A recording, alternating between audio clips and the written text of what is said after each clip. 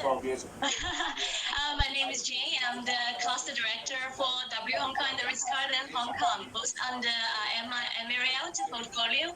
And I'm also the SPA advisory board member for Marriott Asian Pacific to basically supporting the pre-opening of the projects and also the operation performance. Nice to meet you, all of you. Fantastic. And Lindsay, tell us. Hi, everyone. Thanks for joining today, and thanks for inviting me to be on the panel. My name is Lindsay Maldonado. I'm currently with Accor Hotels, taking care of our global well-being for the luxury brands. So that includes brands like Raffles, Fairmont, Orient Express, M Gallery, and Movenpick. I spend about 50% of my day in new developments, design, technical services, new concepts, building new wellness. And then I spend about another 50% of the day with our brand leads, building the well-being programs. I've been in the industry. Which is the topic of this panel. So Hema is to be here with you all amongst so many fabulous women. Fantastic. Well, thank you, ladies, for introducing yourself to the audience. So let's kick this off. Now, we're all very passionate women leaders in our industry, and we love what we do.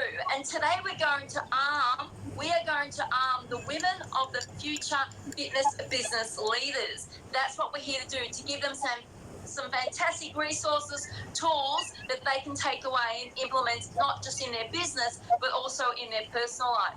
So let's kick it off. Now, this is an open panel question to all three of you. Now, we currently have more women in the wellness industry as opposed to the fitness industry. Now, you three ladies know that I'm in the fitness industry, and you three ladies are in the wellness industry. So is it because the fitness industry is perceived as masculine? I would love to hear your feedback on why you think there are more women in leadership roles in the wellness industry as opposed to the fitness industry. I think, if you don't mind me going first, I think the fact is on the wellness industry, we have a lot of therapists, hands-on body work that are generally predominantly ladies, although we are getting a lot more men in the industry, which is great. And also if you're looking back on that, also with yoga instructors, etc., it's typically sort of more of a women's industry. Whereas on the fitness side, a lot of women like to be trained by personal trainers, male personal trainers. So I think gradually through the years, people have just, more men have become leaders in the fitness and more women have become leaders in the spa and wellness world. Fantastic. Jane, what are your thoughts on that? For me, because I'm taking care of both spa and the fitness side, and sometimes I always joking that the two departments together because we want the yin-yang balance. Because in spa, obviously, we do have more ladies, and in fitness, we have more gentlemen. I think one of the very important things, the perception, the society perception. For example, we do have a male therapist, but obviously when the majority of the guests will prefer, female therapist.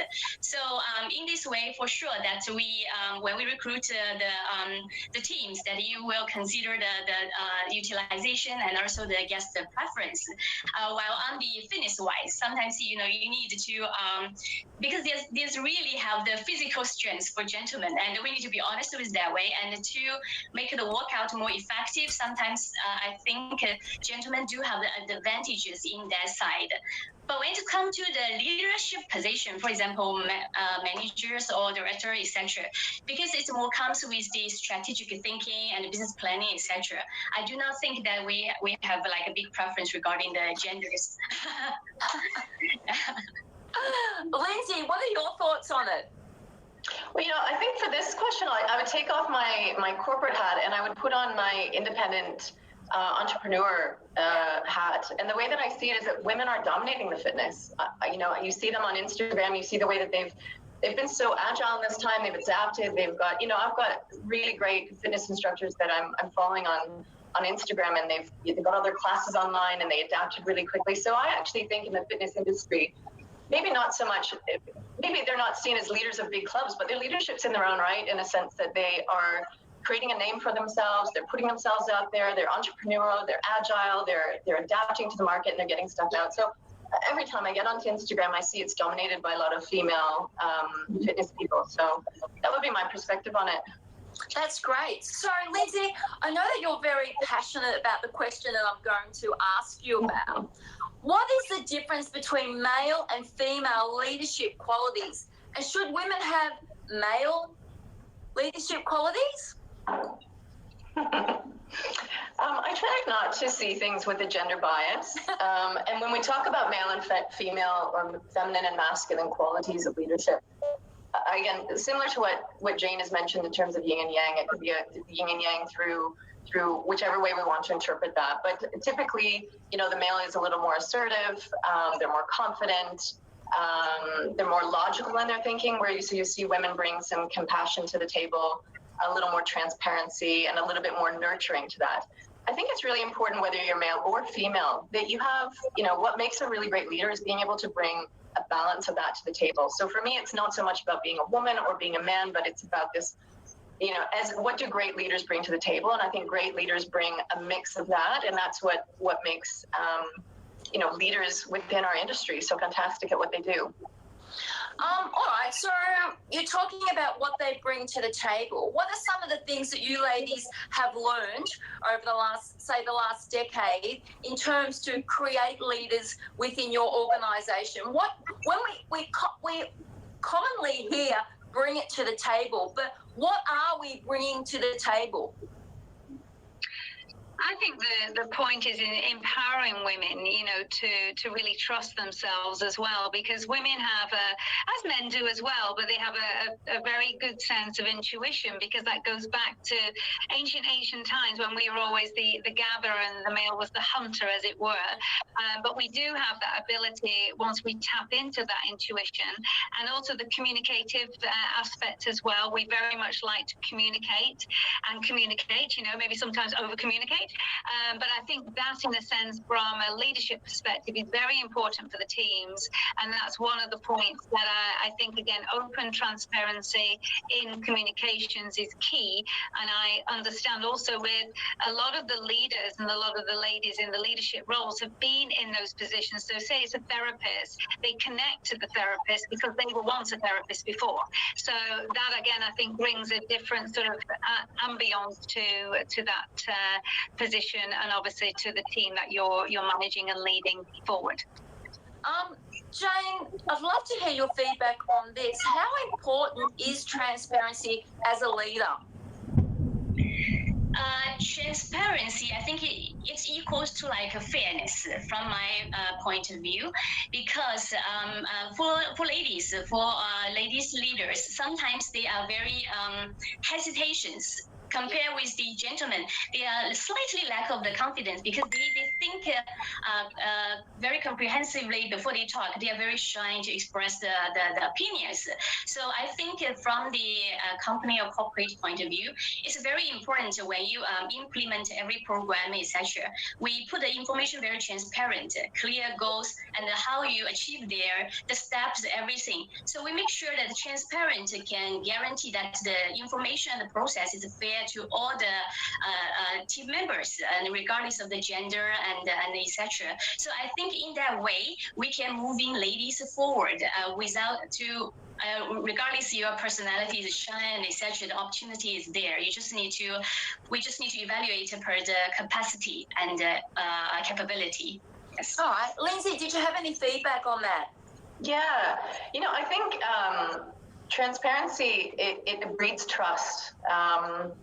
I think it shows a certain authenticity within a person coming to the table, being transparent. I think it also shows confidence.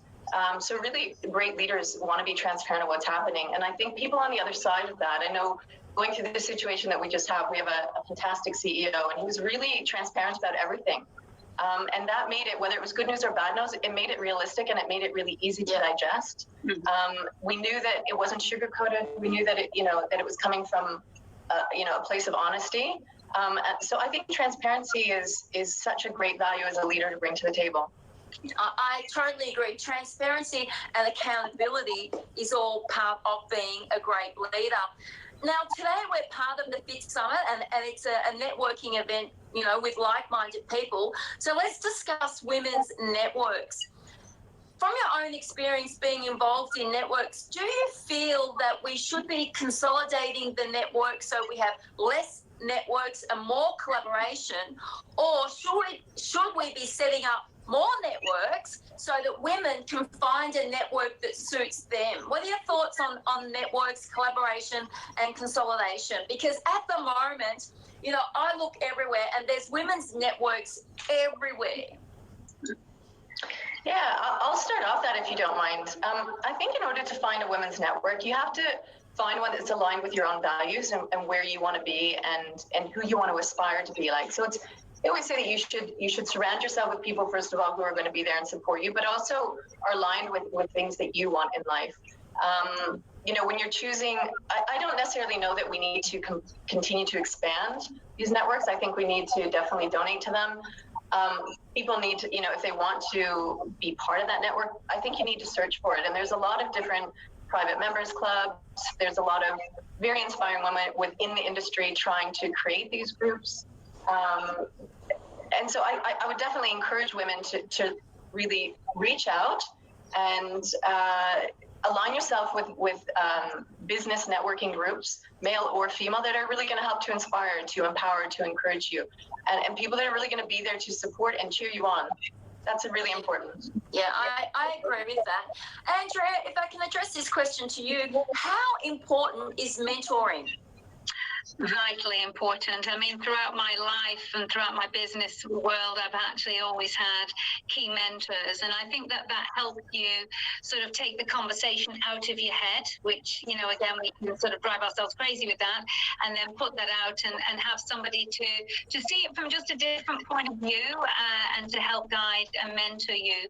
And again, I've had very different mentors in my life, you know, some male, some female, and they're all quite different, but they do definitely the right mentor has always come at the right time for me. So I would say for women leaders who are wanting to build themselves is to really look for that mentor, and really get sort of clear on the vision of what they would like that mentor to provide them with. But I personally believe that there should be more sort of mentoring within the industry globally.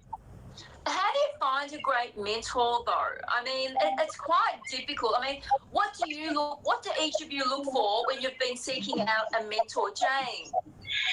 I think in different stage, you need a different mentor. But I think there's one quality in common is that you need a positive one. For example, when I'm into an entry level, I want to develop my career.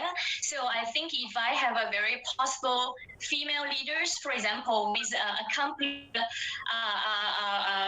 with a very good career accomplishments, that will be a big influence to me, encouraging me to enter into the industry, because he's gonna show me where I can go, and and also sometimes then after a while, I may need mentors, because I might encounter some issues that may be that close for me to hesitation about my career path, you know, and sometimes to get a balance between the life and the work, and I have this kind of issue. So maybe at that moment I'll need more, the mentors who maybe share the similar issues, but have a great work it out very well. So and at this moment, and I think that this kind of mentoring gonna give me like a really inspiring and will push me forward to do that. And so I think we need a different mentoring, different life stage. Yeah, I agree with that. As you go through different stages of life, you do need different mentors in your life. Lindsay, have you ever had mentors throughout your career? I have, and I mean, I love them and I welcome them. I welcome them with my friends in their personal life. I started with a female life coach, and I just saw Erica asked a question about life coaching, and it's literally, she really just steered me in the right direction. And when I was looking for one, I was really looking for one that I could feel comfortable with, because I think with life coaching, you're dipping into some very, deeper spaces that are quite vulnerable. So you need to feel comfortable with that person. So I've had a life coach for a couple of years now, and, she plants these little seeds for me, and I'm the type of person who goes home and does my homework. But she's been incredibly inspiring, and she's led me to a lot of new paths. This year I was lucky enough to have a corporate coach, Chantel from Grey Insight, and she's been phenomenal. Just very open and receptive, supportive. I wouldn't be surprised if she's on the webinar. She joins my webinars and, gives me really great feedback, and has been able, again, each time she comes to our sessions, and she might just give me one question and the penny drops, and I kind of have an opportunity to rethink it. And I think mentorship and coaching, whether it's life coaching, whether it's corporate coaching, whatever it happens to be, it enables us to be able to look within and to be able to adapt and to change even different behaviors that we have in our minds and how we respond to people or how we interpret information coming from other people. So I can't say enough good things about female or male mentorship. Well, that's fantastic to hear. Let's shift the conversation slightly. Many women, and I speak to women every day, just like you ladies, many women feel that sometimes they're stuck in a certain role within their organisation, but they feel that they're more talented than the role that they currently have. And they're really struggling to get over those obstacles. Now, the obstacles sometimes come from men, but as we all know, they can also come from women.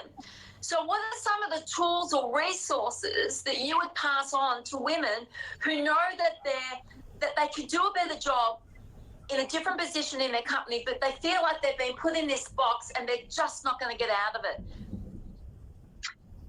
I would say, for any sort of new projects, we have various committees throughout the globe, and it's putting your hand up, it's being confident and saying, okay, could I help with that potential committee if you're working for a big organization? And then you have a chance to showcase your skill sets, because what happens at times in our world, spa and wellness, we can start to be constrained to the spa and wellness. So really nobody really knows what we're doing, in a hotel organization, what goes on in the spa and wellness. So if you then come out of that area and maybe help on we call them PST, the problem solving techniques, to work on front office guest arrival experience, you get a chance to work with fellow colleagues and at the same time showcase your skill sets. And then, and then I would always say, be confident, put up your hand and say, I would like to take part of that.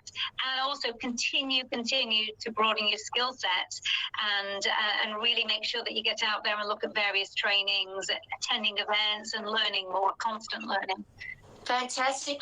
Jane, what are some of the tools that you've implemented in building your brand when you've sort of come across these obstacles? Sometimes, for the ladies, they are really, I just say that we want to create as many platform or like a summit or workshop, etc., as much as possible to actively involve them, engage these female leaders, and we can discuss about their issues, their etc. in a different scale. So we create a different opportunity for them to voice out their opinion in a more comfortable way. And I think then we can collecting those kind of feedbacks, because if we solve this problem, I believe we need to do it both internally and externally. When we collecting these issues, then we need to give the feedback to the corporate, for example. Then we can come up with a more transparent model and etc. Trying to tackle these issues to make sure it's less and less. So this culture needs to build from both the property wise and the corporate wise to have a good communication path between them, so that we can encourage them to finally, open to express their opinions and to be confident to themselves. Fantastic. Lindsay, I'd love to hear what you've got to say.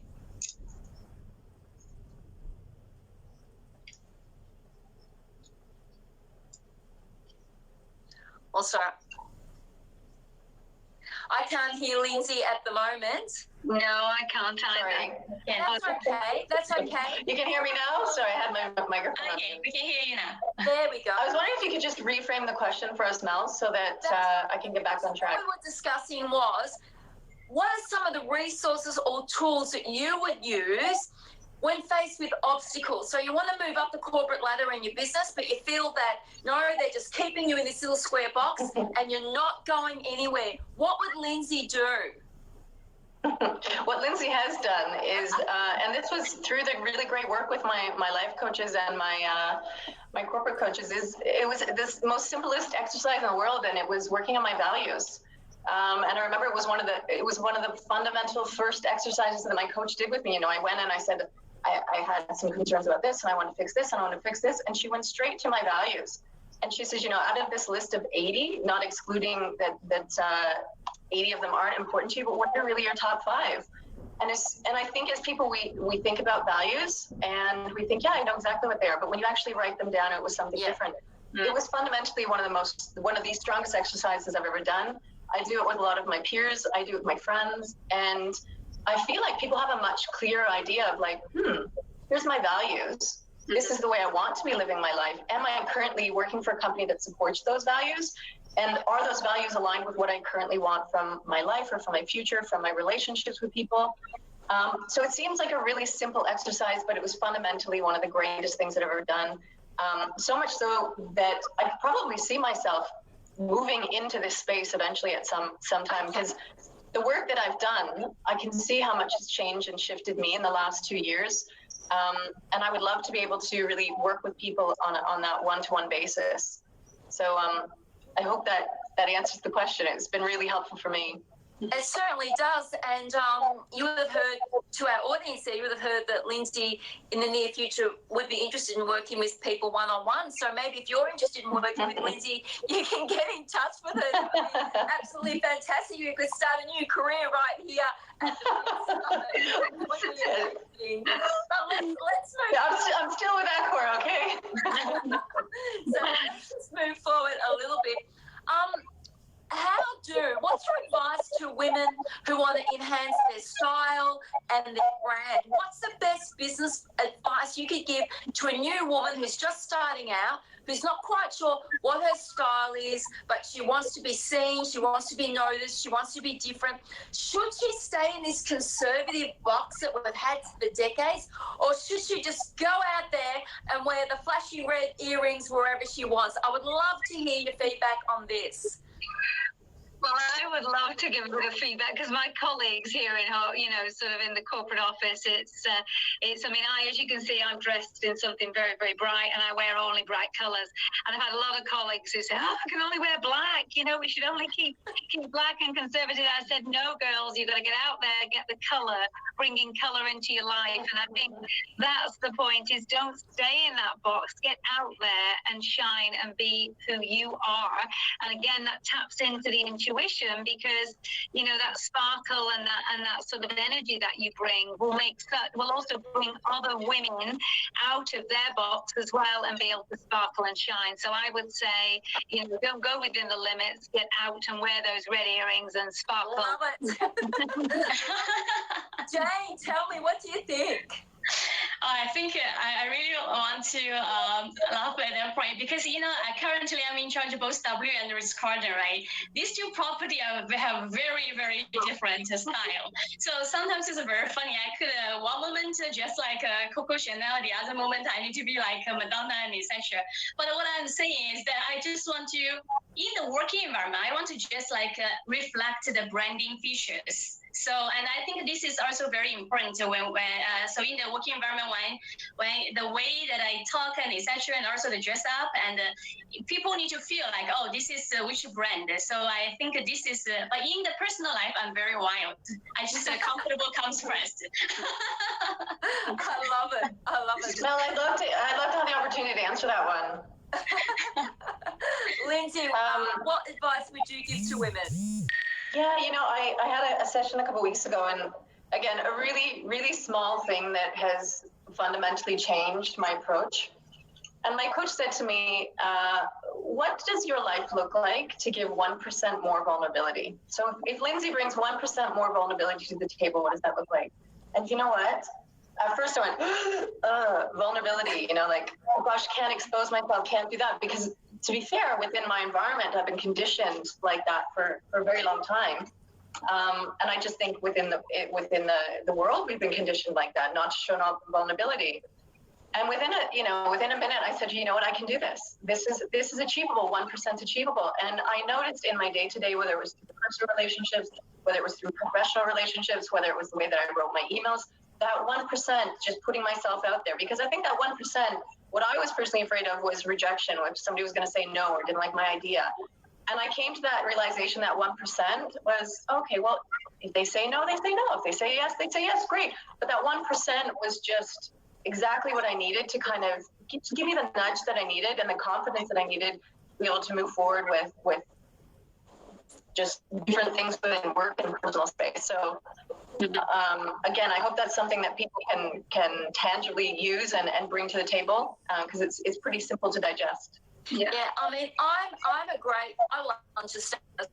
I don't have a problem with challenging the status quo. And I always say to club owners when I'm chatting to them on the phone, put yourself out there, because if you can live with the worst possible scenario, if you can live with the worst scenario, why wouldn't you have a go? Be a little bit vulnerable. Be a little bit more accountable. Just have a go, because I can't think of worse than getting to the end of your career, sitting back in the chair going, what if I wish I had it? I think that's probably the most soul-destroying thing that you can do to yourself as an individual. We've got a great new era of women fitness business leaders coming through the industry. And for me, I want to see more women go out and grab these young ladies and say, you know what, you've got some fantastic talent. I want to grab you by the hand and I want you to fill my shoes, because eventually, as we all know, we are going to leave the industry that we're in now. We're going to go and start another part of our lives. What's your message to other women in helping other women come through the ranks? How important is it for us to grab them by the hand and say, you are great at what you do and I'm going to give you opportunity? Because I feel in some cases, sometimes women can become their own worst enemy, and we feel inferior to other women in our surroundings. So how important is it, because this is our responsibility now, to bring these women through the ranks? I read an article recently. It's very funny. The recognition and encouragement for a lady from his mentors or friends or colleagues, and will have a bigger influence on her than the traditional motivation, such as promotions, pay raise, and etc. So I think it's really important that we need really to praise each other a lot, to really to boost the confidence. And for example, even for the female leadership, we should focus on the strengths of the female leadership. Is not turn ourselves into a men's leading style, because there's a reason that female leadership works very well as well. So I think the encouragement, recognition, and also lend the hands to them whenever they need, and it's very crucial for ladies to moving forward her career. Fantastic. Well, Andrea.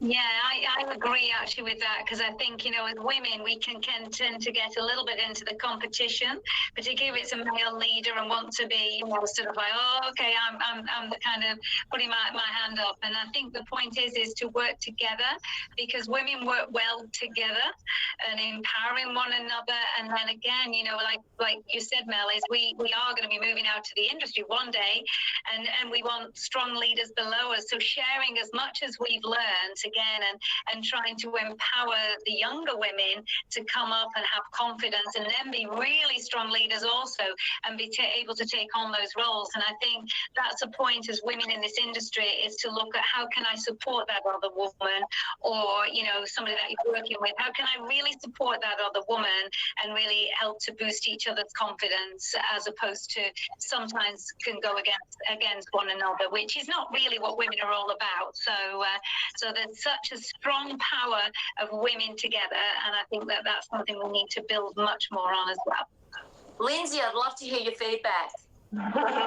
Yeah, I think for me, it's really about surrounding yourself with empowering women, because the difference that I've seen when I've shifted some of my groups is that empowering women support, they support one another, and they believe in what you do, and those are the people that you need in order to succeed. So success looks different to everybody, right?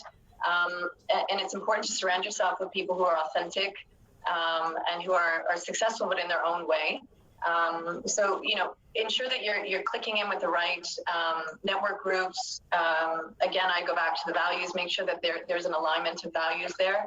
And just continue to encourage people outside of their comfort zones. I think a lot of people, I know I had some of my colleagues come to me and saying, even some therapy saying, oh, I don't know if this is what I want to do. I don't know if I want to get back into therapy. And I said, well, then, here's the values exercise. Start it out, see how it goes. And you might start to realize that this is the perfect opportunity for you to make that shift. So I always encourage women to look outside, they sit inside a very safe space, and encourage them to really, take the courage to step outside of those boundaries and to go into a space that maybe you're a little bit more passionate about. So right now is the perfect opportunity. I know a lot of us are getting back to work, but it's still a great opportunity, and it's never too late to go back and really understand what it is that excites you on a day-to-day basis, and really step outside of that comfort zone.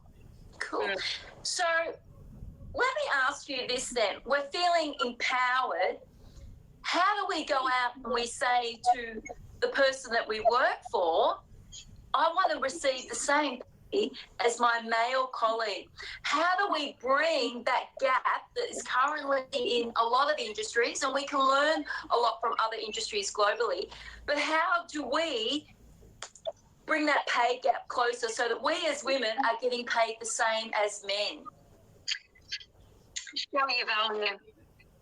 Again, coming out and being able to show your value, because I think obviously it's the organisation, and you can also do your reviews and things and share with your HR teams as well. But I think again, going out and making sure that they see your worth and your value, and not hiding, being out there and working on various things throughout the corporation, or throughout the business as well. So again, coming back to your value, the value you add to the organisation.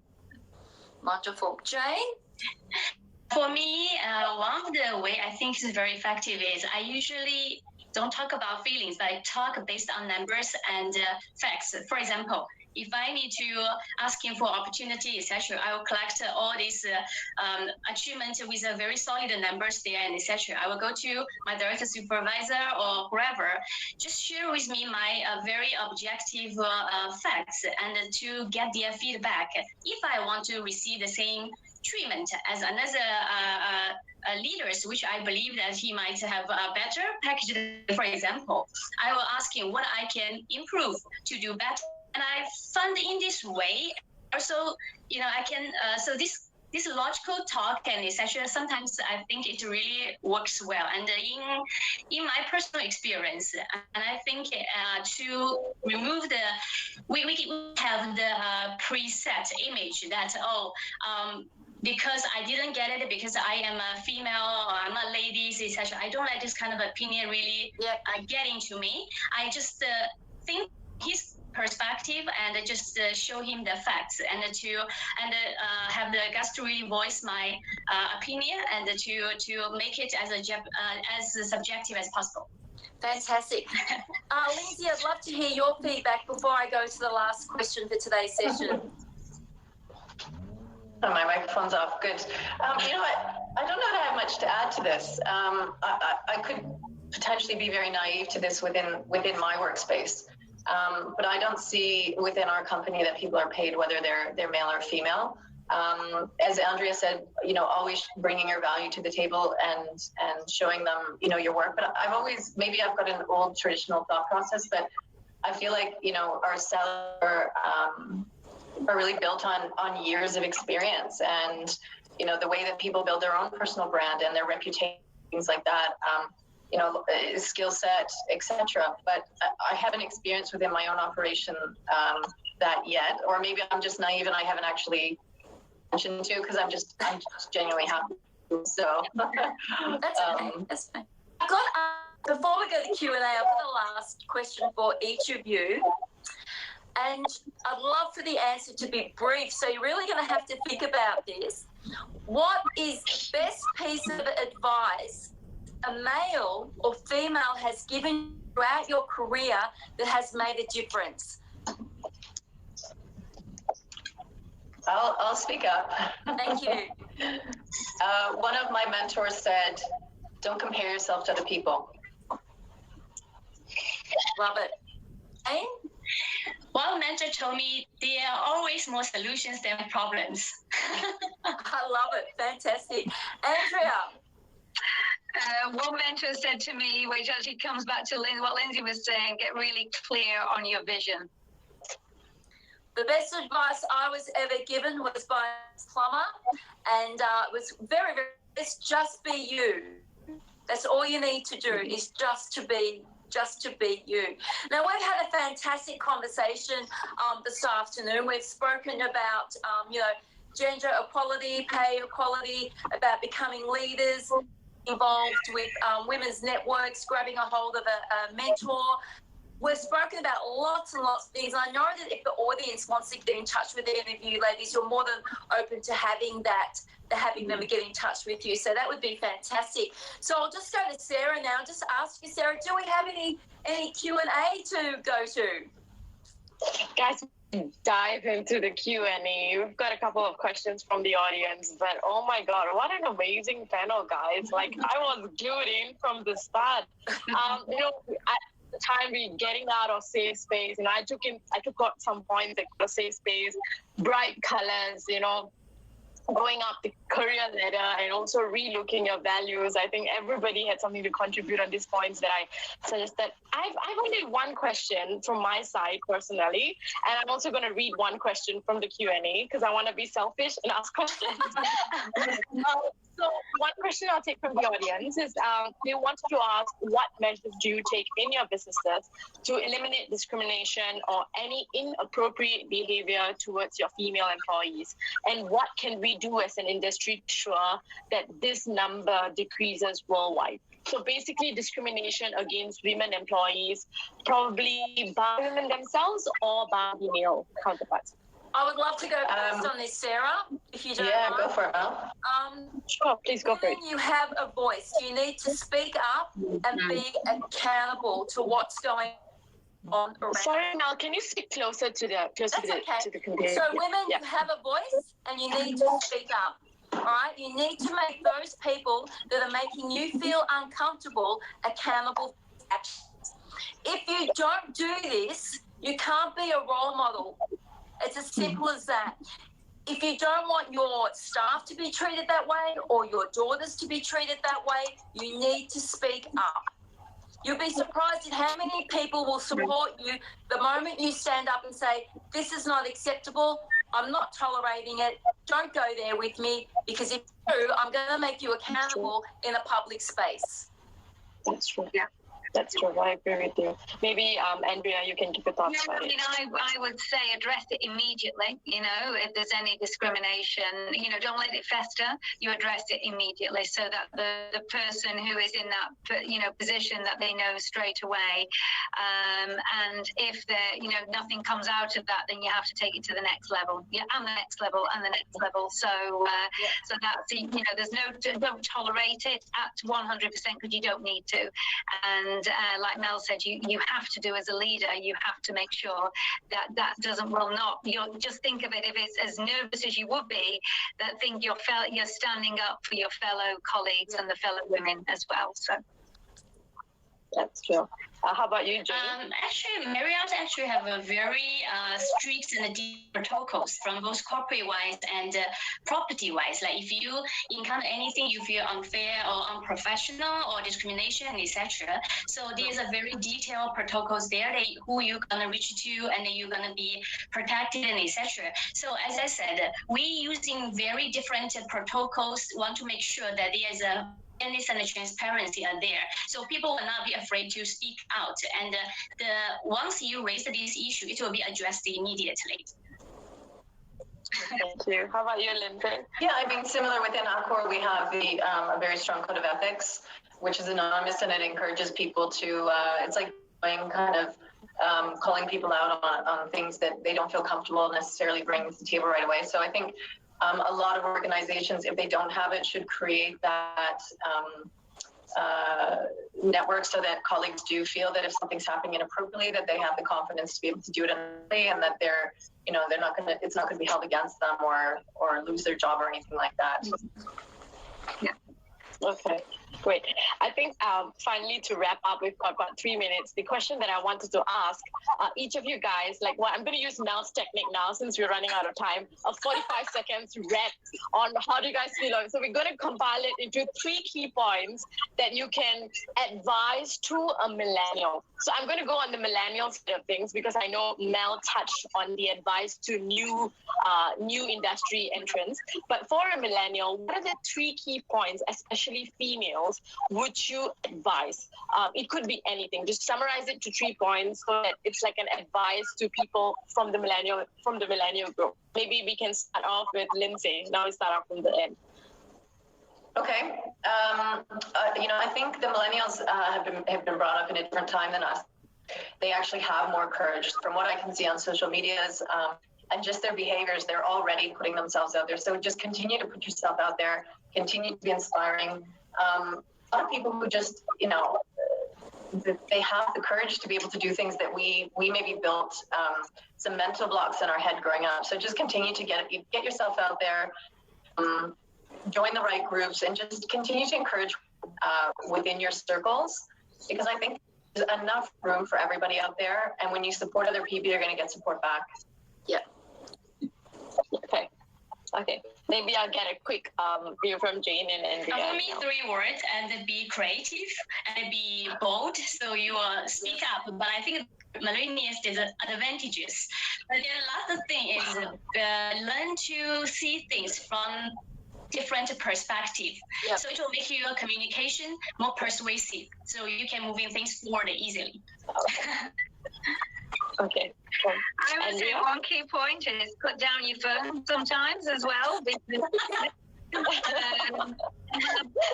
all the time to connect with yourself, always be connected online. And then the key thing which I worry about, to be honest, with the millennials out there is communication. So make sure, I would say a great course to do would be EQ, so really connecting with EQ, because then really connecting with people and the emotional side as well. So yes, that's good luck to you all. How about now? Get educated. Get educated. Remember, perception is very, very powerful.